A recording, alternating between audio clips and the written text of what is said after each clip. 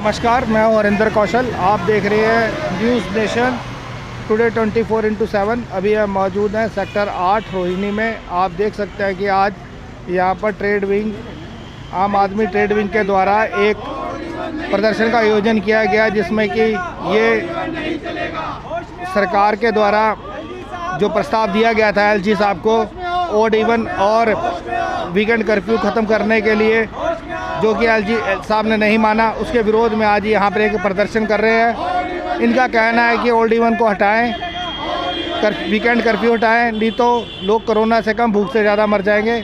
अब यहीं पर उपस्थित जो लोग हैं, हम इनसे जानना चाहते हैं कि ऑड इवन और वीकेंड कर्फ्यू को लेकर व्यापारियों को क्या समस्याएं हैं। सर, ये जो आप प्रदर्शन कर रहे हैं, इसका क्या उद्देश्य है? देखिए, अभी कुछ दिन पहले ही, 2-3 दिन पहले ही माननीय मुख्यमंत्री जी ने व्यापारियों की व्यथा समझते हुए एलजी साहब को प्रपोजल भेजा था कि अब ऑड इवन और वीकेंड कर्फ्यू हटा दिया जाए।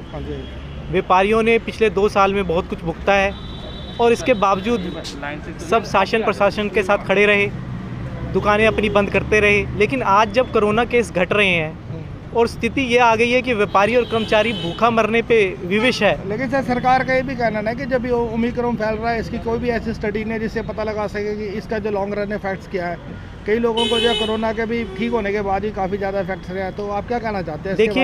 देखिए, देश में एक कानून होना चाहिए। हाँ जी। ये ओमिक्रॉन बड़ी बड़ी राजनीतिक रैलियों में नहीं होता। हाँ जी। यूपी में इलेक्शन हो रहे हैं, वहाँ पे नहीं होता। हाँ जी। ये ऐसा कौन सा वायरस आया है इंडिया के अंदर जो सिर्फ दुकानों में ही फैलता है? हाँ जी।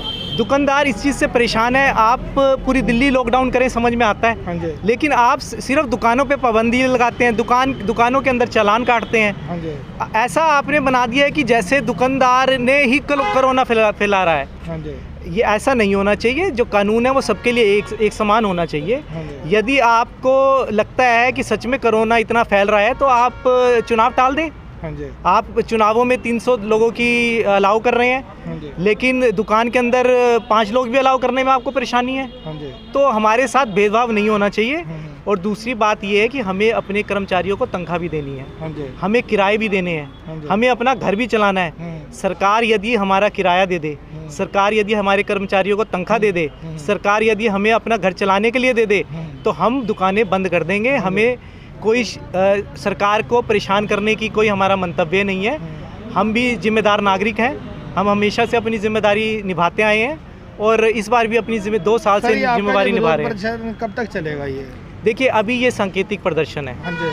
हम लोग इसे बहुत छोटे स्तर पर सांकेतिक प्रदर्शन कर रहे हैं और शुक्रवार तक का सरकार को समय दे रहे हैं। हाँ जी। अगर शुक्रवार तक जो आगामी डीडीएमए की मीटिंग है उसमें कोई निर्णय नहीं लिया जाता तो पूरे दिल्ली में प्रदर्शन किए जाएंगे।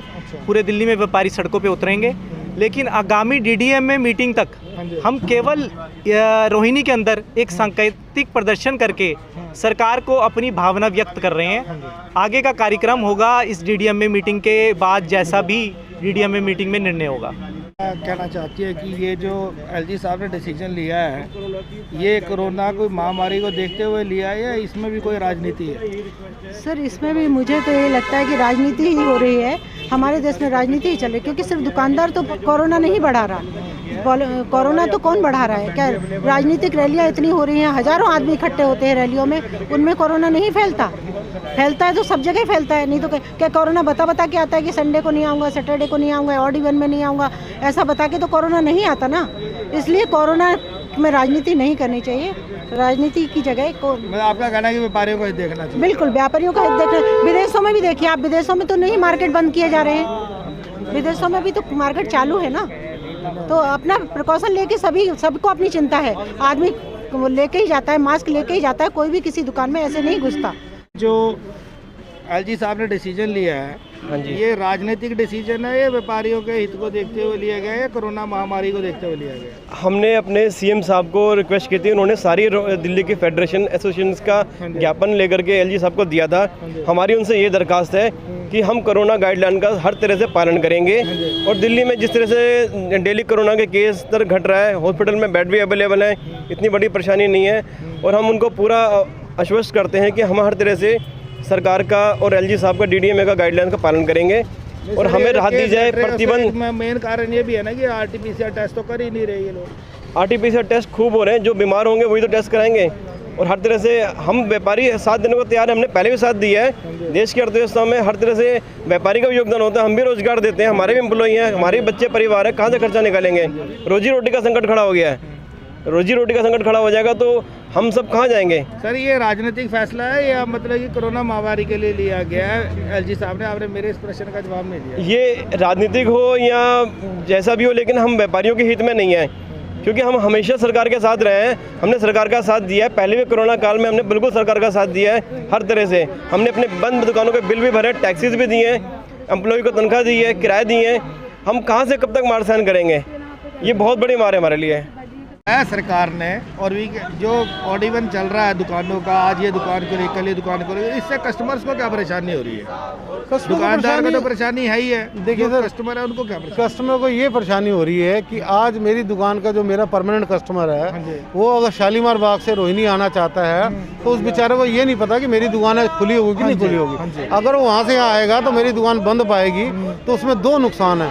एक तो उसका नुकसान ये है कि जो चीज़ मेरे से लेने जाता है उसको नहीं मिलेगी। दूसरा नुकसान, अगर वो कहीं से लेता है तो मेरा नुकसान भी है उसमें। तो मेरा कहने का मतलब है 30,000 से पहुंचने के बाद आज हम 9,000 तक पहुंच चुके हैं। 9,000 पहुंचने के बाद भी हम व्यापारियों को बहुत ज़्यादा नुकसान हो रहा है। हम मेरा खुद का यहाँ शोरूम है विवाह के नाम से, मुझे भी 12 साल हो गए। पर आप ये देखिए ना, मेरी सैटरडे को ही बंद था, संडे को ही बंद, आज भी मेरा बंद है। अब बताइए 3 दिन मेरी दुकान बंद रहेगी। मेरे पास 15-16 बंदों का स्टाफ है, मैं कहाँ से लोगों को तनख्वाह कहाँ से दूंगा सर? मैं बस 18 दिन दुकान खुलेगी, बाकी 18 नहीं सर, 9 दिन दुकान खुल रही है। करिए ना कैलकुलेशन आप। अच्छा 9 दिन से ऊपर दुकान किसी की नहीं खुल सकती।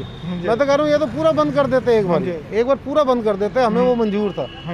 तो हम भी थोड़ा सा सब्र करें। अब ये अपनी समझ से बाहर है। जब मेरे हिसाब से जब सीएम साहब ने एक ऑप्शन दिया है कि आप लोग दुकानें खोलने का दे दिया है, तो मेरे ख्याल से एलजी साहब को इसकी परमिशन दे देनी चाहिए, बीच में अड़ंगा नहीं लड़ाना चाहिए। क्योंकि देखिए वो कुछ सोच के अपने हिसाब से कर रहे हैं, हमें नहीं मालूम। हमारे व्यापारियों का सोचें कि खाली 5-7-10 दुकानदार के अंदर घुसने से कोरोना फैलेगा, ऐसा कुछ नहीं है। हम लोग पूरा का पूरा जो भी है बिना मास्क के एंट्री नहीं करते, कुछ नहीं करने देते। तो इसलिए मैं सभी से रिक्वेस्ट करूंगा कि एलजी साहब से कि थोड़ा हमारे व्यापारियों का ध्यान रख के इसको खोला जाए। धन्यवाद। एलजी साहब जी के द्वारा जी कि भाई ऑड इवन चालू रहेगा, दुकानें जो है मतलब वीकेंड पर भी दुकानें बंद रहेगी, वीकेंड कर्फ्यू जारी रहेगा, जबकि कोरोना के केसेस घट रहे हैं। तो आप कैसे एक राजनीतिक फैसला मानते हैं कि केजरीवाल जी का उन्होंने विरोध करना है, इसलिए जो उन्होंने प्रपोजल दिया उसको पास नहीं करना है, या आप मानते हैं कि ये कोरोना महामारी के कारण इस तरीके का रहना चाहिए? एलजी साहब ने व्यापारियों के हित में फैसला लेना चाहिए। और दिल्ली की बजाय आप हरियाणा को, यूपी को, कहीं को भी उठा के देख लो, वहाँ कोई लॉकडाउन नहीं। हाँ जी, नोएडा में भी दुकानें खुली हैं, कोरोना सभी जगह दुकानें खुली हैं। एक सौतेला व्यवहार दिल्ली के साथ किया जा रहा है, जो कि सेंट्रल गवर्नमेंट करी है, जिसमें इन्वॉल्व हमारे एलजी साहब हैं। अगर एलजी साहब इसको परमिशन करते हैं, अभी लॉकडाउन और वीकेंड को खुला जाए तो व्यापारियों को थोड़ी राहत मिलेगी। पहले ही व्यापारी मरा हुआ है, कई साल से व्यापारी जूझ रहा है, जो कि उसकी सैलरी तक भी जो है ना, वर्करों की सैलरी तक भी नहीं कर रही। किराया भाड़ा और आना जाना तो बहुत ही दूर की बात है। व्यापार वर्ग मान के चलो करीब 2 साल से अपने काम के लिए जूझ रहा है। और व्यापारी ही देश को बढ़ा, व्यापारी ही जो है ना रेवेन्यू देता है, व्यापारी ही टैक्स दे करके जो है आज विकास, व्यापारी के टैक्स से ही विकास होता है देश के अंदर। अगर व्यापारी ही मारा जाएगा तो विदेश कहाँ से चलेगा? अगर सर आपकी सुनाई नहीं होती है अभी, अगर हमारी सुनाई नहीं होती तो हम एलजी के घर पर धरना देंगे या पीएम के यहाँ जाएंगे। जैसे जो भी होगा हम इसको खुलवा कर रहेंगे। और ये हमारा आखिरी निर्णय है, हम इसको है ना मरते दम तक इसको खुलवाएंगे। और एलजी साहब ने खुद सोचना चाहिए, हम ऐसा स्टैंड ले कि व्यापारी परेशान ना हो, उन्होंने खोल देना चाहिए, कोई बड़ी बात नहीं है।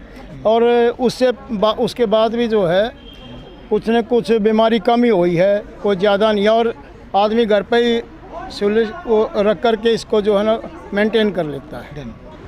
व्यापारियों का कहना है कि एलजी साहब को ऑड इवन वीकेंड कर्फ्यू वापस लेना चाहिए।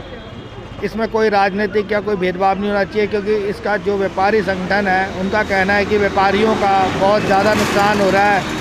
सिर्फ महीने में 9 दिन दुकानें खुलती हैं, जिससे वो बिजली का बिल, अपने वर्करों की तनख्वाह देना और दुकानों का किराया देने में असमर्थ है। उनका कहना है कि एलजी साहब को इसके विषय में एक निर्णय लेना चाहिए और जल्दी से जल्दी वीकेंड कर्फ्यू और ऑड इवन को हटाना चाहिए, ताकि व्यापारी अपने कारोबार को कर सकें। आप देख रहे थे न्यूज़ नेशन टुडे 24/7 गुड़िया ठाकुर के साथ हरिंदर कौशल, न्यू दिल्ली। रोहिणी आज